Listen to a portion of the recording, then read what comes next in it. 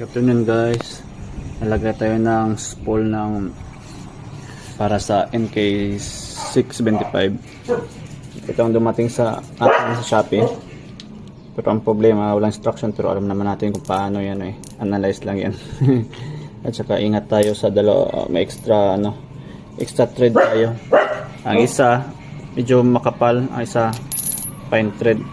At saka pilit itong fine thread.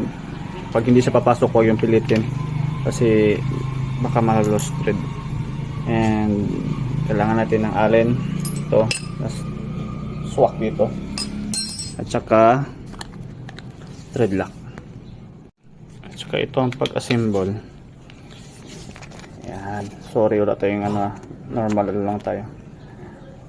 Makapal lang isa maliit, so try lang natin ito para hindi masyadong maluwag, kasi pag ito yan maluwag, yan napadami, sige lang, okay lang yan.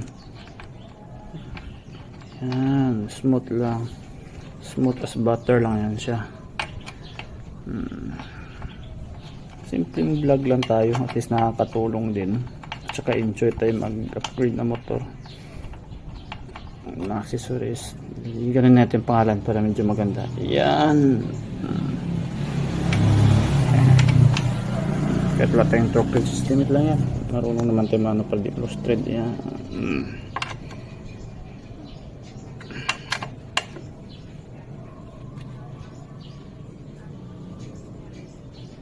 Yan.